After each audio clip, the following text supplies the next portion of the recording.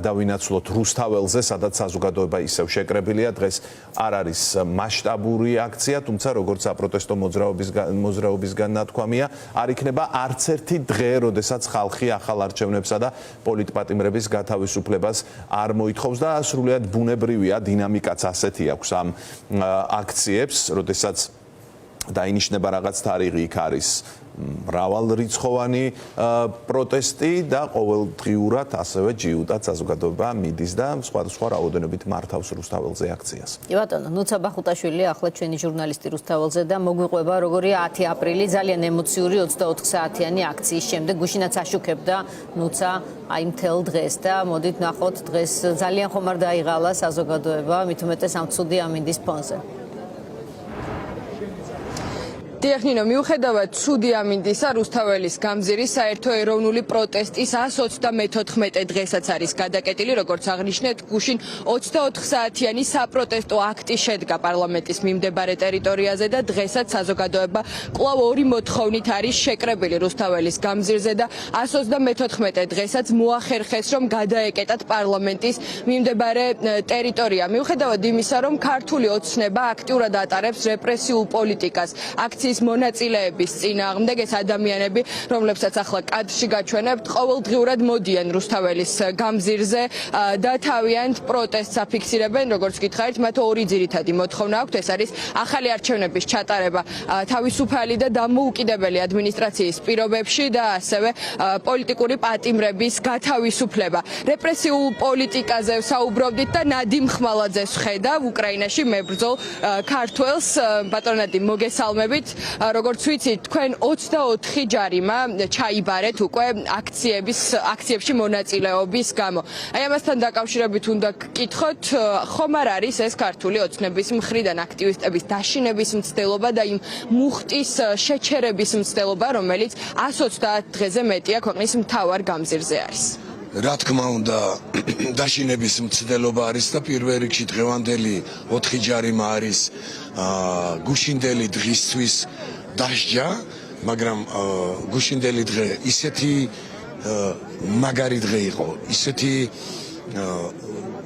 აი ჯერ როგორც რატია მაღლობელმა თქვა, იყო ჯვარცმა და შემდეგ აღდგომაო. აი ესეთი დღე იყო, გუშინ იყო აღდგომა ჩვენთვის 9 აპრილს დაღუპული ჩვენი გმირების და ამ დღეს ჩვენ შევძელით, რომ 36 წლის განმავლობაში ხელისუფლება, რომელსაც ეს დღე არ ჩაუგდია ზოგს, რა თქმა უნდა, 12 წელიწადი ეს ფარისევლები დადიოდნენ და როგორც იქნა მათი ფარისევლური ტყუილი წრემლი, ხალხმა არ დაინახა, ეს შევძელით, ამისათვის ღირდა 4 ჯარიმაც, 10-იც და არ ვიცი რამდენიც უნდა წერონ, ვერ აშინებენ ამ ხალხს. ჯერ იყო ომი გამოგვიცხადეს და ვერ დაგვაშინეს.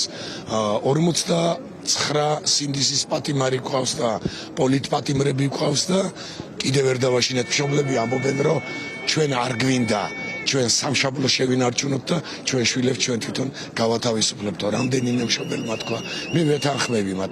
ჩვენ დღეს გვინდა გადავარჩინოთ მშობლები, ჩვენ დღეს გვინდა ჩვენი შვილები დავიცვათ, მაგრამ მათ პირველ რიგში ესენი უნდა გაუშვათ. მე მინდა პირდაპირ ეთერში ვთქვა, არავით არის ახალი არჩევნები, ამათ ჩატარებული არჩევნები ამ ხალხს არ ჭირდება. ესენი უნდა წავიდნენ, ესენი უნდა გადადგნენ და ჩაატაროს ხალხმა და იმ ადამიანებმა, ვინც ევროპელები არიან, პროევროპული პარტიები არიან თუ დიდი თუ პატარა არ აქვს მნიშვნელობა. და კიდევ ერთხელ მინდა ვთქვა, სანამ არ გაერთიანდება ყველა ოპოზიციური ევროპული პარტიები, მანამ აქ ჩვენ გვატარებენ ესენი. ქართულ ოცნებას აწყობს აქ რო გვატაროს და ეს უნდა უკვე შეიცვალოს, გადაიზარდოს ძლიერ დიდ ბრძოლაში, სადაც უნდა იდგნენ ყველა ერთად. არა აქვს მნიშვნელობა ეს ბარიერ გადალახული და ანებონ თავი. რაღა დროის ბარიერ გადალახულია, კაცო.